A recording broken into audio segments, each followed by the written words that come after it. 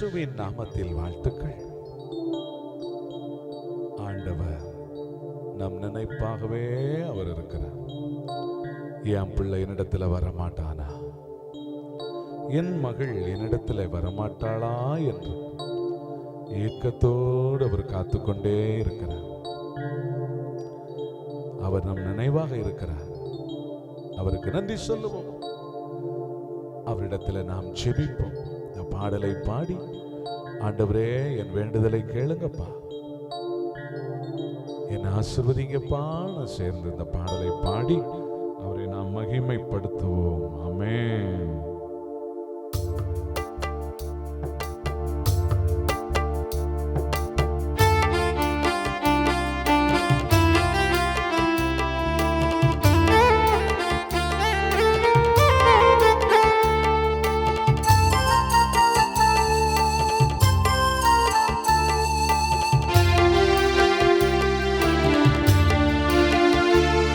என் நினைப்பாவே இருப்பவரே ஏசையா, உங்களை நினைச்சாலே உள்ளமெல்லாம் உள்ளுதையா.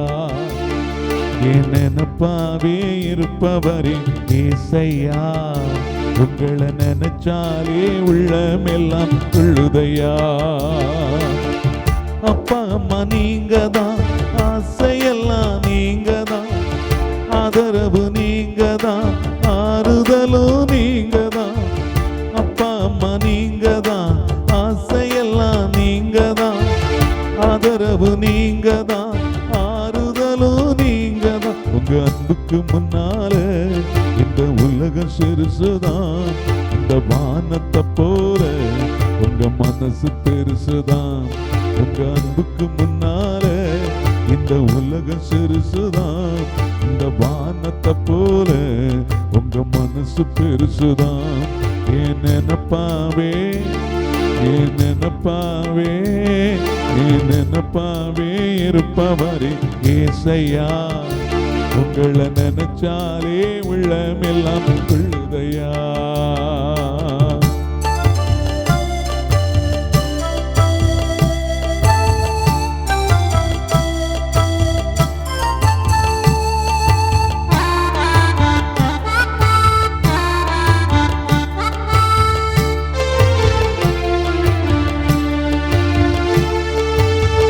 அன்னாள நினைச்சவரே, ஆண் குழந்தைய கொடுத்தவரே, அன்னாள நினைச்சவரே, ஆண் குழந்தைய கொடுத்தவரே, ஆபிரகாம நினைச்சவரே, ஆசீர்வாதம் தந்தவரே, ஆபிரகாம நினைச்சவரே, ஆசீர்வாதம் தந்தவரே. உங்க அன்புக்கு முன்னால இந்த உலக சிறுசுதான், இந்த வானத்தை போல உங்க மனசு பெருசுதான்.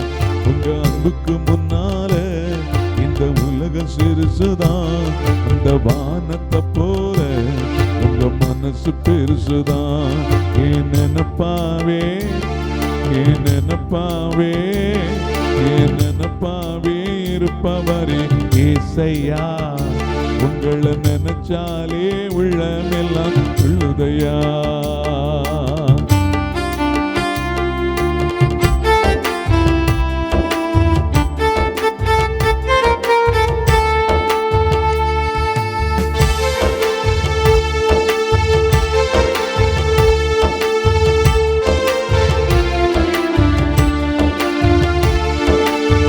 தாவீத நினைச்சவரே, கண்மலை மேல் நிறுத்தினீரே, தாவீத நினைச்சவரே, கண்மலை மேல் நிறுத்தினீரே, தானியேல நினைச்சவரே, தலை நிமிர செய்தவரே, தானியேல நினைச்சவரே, தலை நிமிர செய்தவரே. உங்க அன்புக்கு முன்னால இந்த உலக சிறுசுதான், அந்த வானத்தை போல உங்க மனசு பெருசுதான்.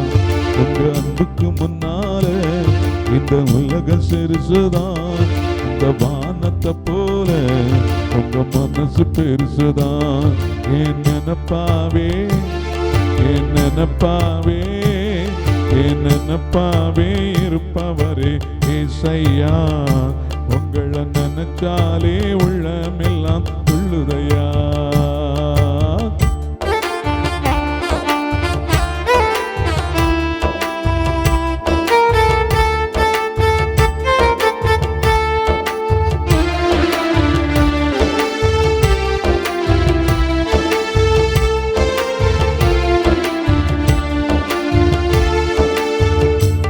என்ன நினைச்சவரே, தாயின் கருவில் தெரிந்தவரே. ஏழை என்ன நினைச்சவரே, தாயின் கருவில் தெரிந்தவரே. பெயர் சொல்லி அழைத்தவரே, பெரியவனாய் மாற்றினீரே. பெயர் சொல்லி அழைத்தவரே, பெரியவனாய் மாற்றினீரே. உங்க அன்புக்கு முன்னால இந்த உலகம் சிறுசுதான், அந்த வானத்தை போல உங்க மனசு பெருசுதான். உங்க அன்புக்கு முன்னால இந்த உலகம் சிறுசுதான், அந்த வானத்தை போல உங்க மனசு பெருசுதான். ஏன் நினைப்பாவே, ஏன் நினைப்பாவே, ஏன் நினைப்பாவே இருப்பவரே ஏசையா. உங்களை நினைச்சாலே உள்ளமெல்லாம் உள்ளதையா. ஏன் நினைப்பாவே இருப்பவரே ஏசையா. உங்களை நினைச்சாலே உள்ளமெல்லாம் உள்ளதையா. அப்பா அம்மா நீங்க தான், ஆசையெல்லாம் நீங்க தான், ஆதரவு நீங்க தான், ஆறுதலும் நீங்க தான். அப்பா அம்மா நீங்க தான், ஆசையெல்லாம் நீங்க தான், ஆதரவு நீங்க தான், ஆறுதலும் நீங்க தான். உங்க அன்புக்கு முன்னால இந்த உலகம் சிறுசுதான், இந்த வானத்தை போல உங்க மனசு பெருசுதான். உங்க அன்புக்கு முன்னால இந்த உலகம் சிறுசுதான், இந்த வானத்தை போல உங்க மனசு பெருசுதான். ஏன் நினைப்பாவே இருப்பவரே ஏசையா. உங்களை நினைச்சாலே உள்ளமெல்லாம் உள்ளுதையா. ஏன் நினைப்பாவே இருப்பவரே ஏசையா. உங்களை நினைச்சாலே உள்ளமெல்லாம் உள்ளுதையா.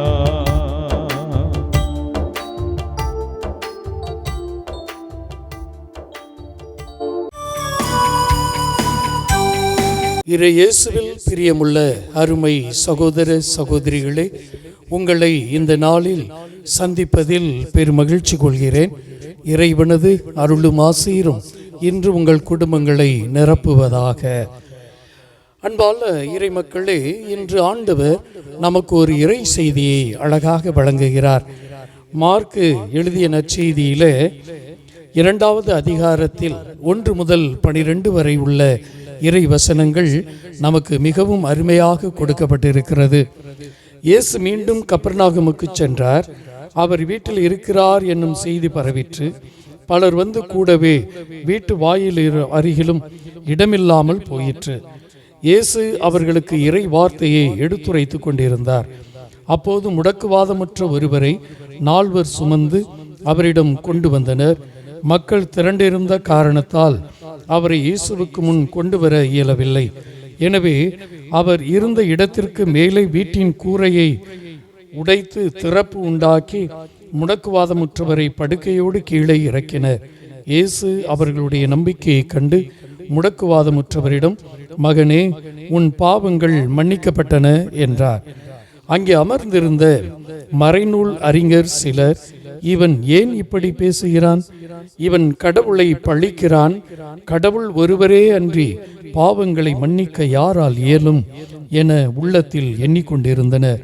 உடனே அவர்கள் தமக்குள் எவ்வாறு எண்ணுவதை இயேசு தம்முள் உணர்ந்து அவர்களை நோக்கி, உங்கள் உள்ளங்களில் இவ்வாறு எண்ணுவது ஏன்? முடக்குவாதமுற்ற இவனிடம் உன் பாவங்கள் மன்னிக்கப்பட்டன என்பதா, எழுந்து உன் படுக்கையை எடுத்துக்கொண்டு நட என்பதா? எது எளிது? மண்ணுலகில் பாவங்களை மன்னிக்க மானிட மகனுக்கு அதிகாரம் உண்டு என்பதை நீங்கள் அறிந்து கொள்ள வேண்டும் என்றார். எனவே அவர் முடக்குவாதமுற்றவரை நோக்கி, நான் உனக்கு சொல்லுகிறேன், நீ எழுந்து உன்னுடைய படுக்கையை எடுத்துக்கொண்டு உனது வீட்டுக்கு போ என்றார். அவரும் எழுந்து உடனே தம்முடைய படுக்கையை எடுத்துக்கொண்டு அனைவரும் காண வெளியே சென்றார். இதனால் அனைவரும் மலைத்து போய், இதை போல நாம் ஒருபோதும் கண்டதில்லையே என்று கூறி கடவுளை போற்றி புகழ்ந்தனர். அன்பிற்குரிய இறை சமூகமே, இந்த நாளில் ஆண்டவர் நமக்கு ஒரு அருமையான ஒரு செய்தியை கொடுக்கிறார். அதாவது, பல்வேறு நோய்கள் மனிதனுக்கு வருகிறது. ஒவ்வொரு நோய்க்கும் ஒரு காரணமும் இருக்கிறது. நாம் சொல்லக்கூடிய காரணம் என்பது நம்முடைய மருத்துவ ரீதியான காரணத்தை சொல்லவில்லை, மாறாக கடவுள் நிலையிலிருந்து ஆன்மீக அடிப்படையிலான காரணங்களை நான் பகிர்ந்து கொள்கிறேன். அப்ப ஒரு நோய் வருகின்ற பொழுது அதற்கு பல்வேறு காரணிகள் இருக்கின்றன. ஒருவேளை அந்த மனிதர் துன்பப்பட வேண்டிய ஒரு காரணம் இருக்கலாம். அந்த துன்பத்தின் வழியாக அவர் மீட்பை அடைய வேண்டிய ஒரு நேரம் இருக்கலாம். உதாரணமாக புனித குழந்தை தெரசம்மாள், அவர் டிபி நோய், காச நோயால் அவர் துன்பப்பட்டு கொண்டிருந்தார். ஆனால் அந்த துன்பம் எதற்காக என்றால் அவருடைய ஆன்மாவை இன்னும் பக்குவப்படுத்தி ஆண்டவரிடம் செல்வதற்காக அவரை 3 ஆண்டுகள் அந்த நோய் பக்குவப்படுத்தியதை பார்க்கிறோம். அவர் என்ன செய்தார்? அந்த நோயின் வலிகளை அந்த குழந்தை தெரசம்மாள் ஆசீர்வாதமாக மாற்றினார். யாருக்கு? பாவிகள் மனம் மாறுவதற்காக ஒரு ஆசீர்வாதமாக மாற்றினார். ஆதலால் அது வல்லமையின் நோயாக மாறியது. அந்த நோய் அவருக்கு வந்தது அவருடைய ஆன்மாவை தயாரிக்கவும் பல்வேறு ஆன்மாக்களுடைய ஈடேற்றத்திற்காகவும் அந்த நோய் அவருக்கு கிடைத்ததாக அவருடைய வரலாறு சொல்லுகின்றது. என் அன்பு மக்களே, அதுபோன்று ஒவ்வொருவருக்கும் நோயின் தன்மை வெவ்வேறு அமைப்பாகவும் வெவ்வேறு காரணங்களாகவும் ஆன்மீகத்தின் அடிப்படையில் இருக்கிறது.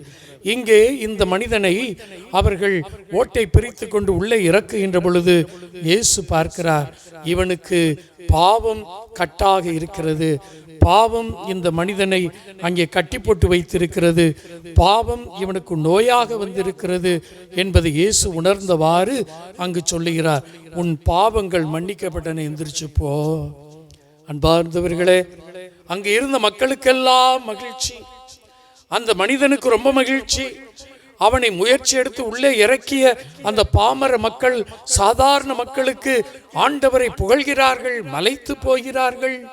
ஆனால் நன்கு படித்த ஞானம் நிறைந்தவர் என்று சொல்லிக் கொள்ளக்கூடிய மறைநூல் அறிஞர்களுக்கு எவ்வளவு பெரிய இடரலாக இருக்கிறது. அங்கே எவ்வளவு பெரிய ஒரு புதுமை நடக்கிறது. ஒரு மனிதன் சூம்பிய கைகளோடு அவன் கிடைக்கின்ற பொழுது, அவனுக்கு ஒரு நல்ல ஒரு சுகம் கிடைக்கின்ற பொழுது அனைவரும் அவரை புகழ வேண்டுவார்களே. நாமும் அப்படித்தானே செய்திருப்போம். கடவுளுக்கே நன்றி, இந்த மனிதனுக்கு இன்று விடுதலை கிடைத்ததே.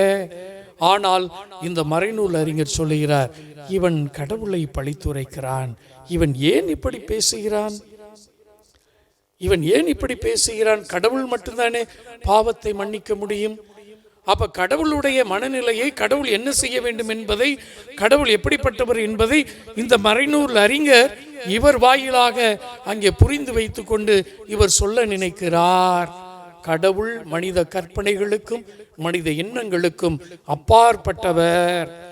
அதனால்தான் புனித தாமஸ் அக்வினாஸ் இயேசுவினுடைய திவ்ய நற்கருணை பிரசன்னத்தை எழுதுகின்ற பொழுது அவர் இறுதியாக இவ்வாறு எழுதுகிறார், இந்த விசுவாசத்தை, இந்த நற்கருணையில் ஆண்டவருடைய வல்லமையை புரிய வேண்டும் என்றால் விசுவாசத்தின் உதவி பெறுக.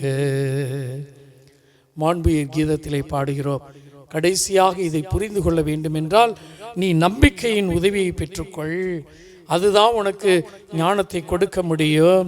காரணம், கடவுள் சம்பந்தப்பட்ட காரியங்களை மனித எண்ணங்களால் சிந்தித்து அலசி ஆய்ந்து இது இப்படித்தான் என்று சொல்வதற்கு நாம் உள்ள அந்த அளவுக்கு கடவுள் கிடையாது. நம்முடைய மனித அறிவும் மனித எண்ணங்களும் கட்டுப்பாட்டுடையவை. ஆதலால் இந்த மறைநூல் அறிஞர் கடவுள் எப்படிப்பட்டவராக இருக்க வேண்டும், யார் பாவங்களை மன்னிக்க வேண்டும் என்பதையெல்லாம் அவர் அங்கே கட்டுப்பாடாக பேசுகிறார். இயேசு சொல்கிறார், மனுமகனுக்கு பாவங்களை மன்னிக்க அதிகாரம் உண்டு. அவர் வந்ததே அதுக்குத்தானே. இயேசு இந்த உலகிற்கு வந்ததே இந்த பாவங்களை மன்னிக்கத்தானே. ஆதலால் இயேசு அந்த மன்னிக்கும் அந்த ஒரு அதிகாரத்தை அங்கே பயன்படுத்துகிறார். மன்னிப்பதன் வழியாக இந்த மனிதனின் பாவம் மட்டுமல்ல, நோயும் குணமடைகிறது. இன்னைக்கு நம்மளுக்கும் யாருக்காவது இந்த செய்தியை கேட்டுக்கொண்டு இருக்கக்கூடிய யாராவது ஒருவருக்கு இன்று பாவம் ஒரு தடையாக, நோயாக உங்களுக்கு இருக்கலாமே நண்பு மக்களே. இந்த நோய் ஒரு பாவத்தின் விளைவாக இருக்கலாம். நீங்கள் உங்கள் பாவத்திலிருந்து மன்னிக்கப்படுகின்ற பொழுது உங்கள் நோயிலிருந்து நீங்கள் சுகம் பெற்றுக்கொள்ளலாம். திருச்சியில் ஒரு அம்மா 70 வயது இருக்கும், படுத்த படுக்கையாக கிடந்தார்கள். அவர்களுக்கு எழும்பவும் முடியல, உட்காரவும் முடியல. மருத்துவர்களிடம் பார்த்து ஒரு நோயும் இல்லை என்று வீட்டுக்கு அனுப்பிவிட்டார்கள். இறுதியாக என்ன நடந்தது தெரியுமா? அந்த அம்மாவிட்ட பேசிட்டு நான் ஒரு வார்த்தை கடைசியாக சொன்னேன், அம்மா நீங்கள் ஒரு நல்ல பாவ சங்கீதனம் பண்ணிக்கிறீங்களா என்று கேட்டேன். அவர்களும் சரி என்று சொன்னார்கள். கொஞ்ச நேரம் தயாரிங்கள் என்று சொல்லிவிட்டு ஒரு 5 நிமிடம் கழித்து அவர்களிடம் பாவ மன்னிப்பை கேட்டேன். அந்த சகோதரி பாவ மன்னிப்பு பெற்றுக்கொண்ட பிறகு நான் அவங்களுக்கு ஒரு ஆசீர்வாதம் பண்ணிட்டு ஜெபம் பண்ணிட்டு ஊருக்கு வந்தாச்சு. அடுத்த நாள் அவர் எழுந்து சாப்பிட ஆரம்பிச்சிருக்கிறார். 3வது நாள் எழுந்து நடக்க ஆரம்பித்திருக்கிறார். அன்பார்ந்தவர்களே, அதன் பிறகு அவருக்கு எந்த நோயும் இல்லை, எந்த பாதிப்பும் இல்லை. பாவம் அவருக்கு கட்டுகளாக இருந்திருக்கிறது. அவருடைய பாவ உணர்வுகள் அவரை கட்டி போட்டு வைத்திருந்திருக்கிறது. எனவே என் அன்பு மக்களே, பாவம் ஒரு சில நேரங்களில் நமக்கு ஆசீர்வாதத்திற்கு தடையாக இருக்கலாம், நோயின் அடையாளமாக இருக்கலாம். ஆதலால் நம்முடைய அநேக நேரங்களில் நோய்வாய்ப்பட்டு இருக்கிறவர்கள் ஒரு நல்ல பாவ சங்கீதனம் செய்து கொள்ளுங்கள். நமது குடும்பத்தில் இருக்கக்கூடிய தடைகள் நீங்க நல்லதொரு பாவ சங்கீதனம் செய்து கொள்ளுங்கள். இயேசு ஆண்டவர் உங்கள் பாவங்களை மன்னிக்க வல்லவர். அவர் ஒருத்தர் தான் மன்னிக்க முடியும், அவரால் மட்டும்தான் மன்னிக்க முடியும். ஆகையால் ஒரு குருவானவர் உங்களுக்கு பாவ சங்கீதனத்திலே மன்னிப்பு கொடுப்பது, நான் மன்னிக்கின்ற பொழுது நான் மன்னிக்கல, இயேசு கிறிஸ்துவின் பெயரால் நான் மன்னிக்கிறேன். ஆதலால் இந்த இயேசு மட்டும்தான் உங்களுக்கு பாவங்களை மன்னிக்க முடியும். ஆகையால் உங்களுக்கு தடைகள் இருக்கிறதா? அதிலிருந்து உடைபட வேண்டுமா? விடுதலை அடைய வேண்டுமா? நல்லதொரு பாவ சங்கீதனம் செய்து கொள்ளுங்கள். இயேசு ஆண்டவர் உங்களை நிறைவாக ஆசீர்வதிக்கிறார். ஆமென், ஆமென். God bless you all. Praise the Lord. நல்லா இருப்பீங்க, ஆண்டவர் உங்களை நிறைவாக ஆசீர்வதிப்பார். என் அன்பு சகோதர சகோதரிகளே, உங்க வாழ்க்கையில இந்த நாளிலே ஆண்டவர் பெரிய அற்புதங்களையும் ஆசீர்வாதங்களையும் நிறைவாக தந்து உங்களை ஆசீர்வதிப்பார். சக்கரியா 4ஆம் அதிகாரம் 6வது வசனம் சொல்கிறது, ஆற்றலாலும் அல்ல வலிமையாலும் அல்ல, ஆனால் எனது ஆவியால் எல்லாம் ஆகும். ஆண்டவர் கூறுகிறார், என் மகளே, என் மகளே, இதுவரை ஒண்ணுமே நடக்கலையே என்பது போல நீ நினைத்து கொண்டிருக்கலாம். இன்னைக்கு பாருங்களேன், நம்ம வாழ்க்கையில் அநேக நேரங்கள்ல என்னங்க நடந்துச்சு அப்படின்னு நம்ம இருக்கிறோம். ஒண்ணுமே நடக்கல சார், எவ்வளவோ ஜெபம் பண்றேன், என்னெல்லாமோ பண்றேன், முயற்சி எல்லாம் பண்றேன், எதுவுமே ஆகல, எதுவுமே நடக்கல அப்படின்னு உள்ளத்துல சஞ்சலப்பட்டுக்கிட்டு இருக்கீங்களா? பயப்படாதீங்க. உங்க பலம், உங்க ஆற்றல், உங்க சக்தி எல்லாமே ஒருவேளை தோல்வி அடைந்தது போல உங்களுக்கு தோணலாம். ஆனா உங்க கூட ஆண்டவர் இருக்கார் பாத்தீங்களா? ஆண்டவர் உங்க கூடவே இருக்கிறார். அவர் உங்களை கைவிடவே மாட்டார். பயப்படாதீங்க. ஆற்றலாலும் அல்ல, சக்தியாலும் அல்ல, ஆண்டவரின் ஆவியால் எல்லாம் ஆகும். பிரதர் கவலைப்படாதீங்க, சிஸ்டர் பயப்படாதீங்க. இன்னைக்கு ஆண்டோடைய வல்லமை உங்க வாழ்க்கையில இறங்கி வருகிறது. 38 ஆண்டுகளாக பெதஸ்தா குளத்தின் அருகில ஒரு மனிதன் கிடந்தான். அந்த மனுஷனை பாருங்க, கை கால் எதுவுமே இயலாம அவன் ஒரு முடங்கி கிடந்த மனிதன். அவன் சொன்னா முயற்சி பண்ண, ஒன்னும் நடக்கல. ஆனா ஒரு நாள் ஆண்டவர் அந்த மனிதனை தேடி வந்தார். இயேசு அந்த மனிதனை தேடி வந்தார். இயேசு அந்த மனிதனை பார்த்து கேட்டாரு, நல்லா இருக்க விரும்புறியாப்பா? சுகமாக விரும்புறியா? அவன் சொன்னா, ஐயா, அந்த குளம் கலங்கும் போது என்னை இறக்கி விடுறதுக்கு யாருமே இல்ல. பயப்படாத, எழுந்தும் படுக்கையை எடுத்துட்டு நட அப்படின்னு ஆண்டவர் சொன்னார் பாருங்க. அந்த நொடி பொழுது ஆண்டவருடைய வல்லமை அவனுக்குள் பாய்ந்தது. அவன் எழுந்தான். அவன் படுக்கை எடுத்துக்கிட்டு தன்னை குணப்படுத்தினவர் யாருன்னே விசாரிக்காம அவன் போயிட்டான். இன்னைக்கு நம்ம வாழ்க்கையில கூட ஒருவேளை முடங்கி கிடக்கலாம், பலவீனத்தோடு இருக்கலாம், இழப்புகளோடு இருக்கலாம், கஷ்டத்தோடு இருக்கலாம். பயப்படாதீங்க. ஆண்டவர் இன்னைக்கு உங்களுக்கு ஒரு அற்புதம் செய்கிறார். நிச்சயமாய் அதிசயத்தை காண்பீர்கள். ஆண்டவர் உங்க வாழ்க்கையில் அவருடைய வல்லமையை வெளிப்படுத்துகிறார். அவருடைய பரிசுத்த ஆவியானவர் உங்க வாழ்க்கையில் இப்பொழுது செயலாற்றி கொண்டிருக்கிறார். இப்பொழுது நீங்கள் ஜெபியுங்கள். பரிசுத்த ஆவியானவரே, என் ஆண்டவரின் ஆவியானவரே, எனக்குள் ஆற்றலாய் வாரும், என்னை சக்திப்படுத்தும், பலப்படுத்தும் என்று ஜெபியுங்கள். பரிசுத்த ஆவியானவரே, இந்த மகனை இந்த மகளை நீர் நிரப்புவீராக. உம்முடைய வல்லமை இறங்கி வருவதாக. இப்பொழுது இவர்களை முடக்கி வைத்திருக்கிற எல்லா தீமையின் கட்டுகளும் இவர்களை விட்டு வெளியேறும்படி ஜெபிக்கிறேன். அற்புதமும் அதிசயம் நடப்பதாக. ஆற்றலாலும் அல்ல, சக்தியாலும் அல்ல, ஆண்டவரின் ஆவியால் எல்லாம் ஆகும், எல்லாம் ஆகும். ஆண்டவர் எனக்கு எல்லாவற்றையும் நிறைவேற்றி தந்தார் என்று சொல்லும்படி அற்புதம் நடக்கட்டும். இயேசுவின் நாமத்தில் பிதாவே, ஆமென். பிரியமான என் அன்பு சகோதர சகோதரிகளே, சக்கரியா 4:6 ஆற்றலாலும் அல்ல, வலிமையாலும் அல்ல, ஆனால் எனது ஆவியாலே ஆகும் என்ற தேவ வார்த்தையின்படி இல்லாத இடத்தில் எல்லாவற்றையும் இருக்க செய்து ஆண்டவர் உங்களை ஆசீர்வதிப்பார். God bless you. மரியே வாழ்க.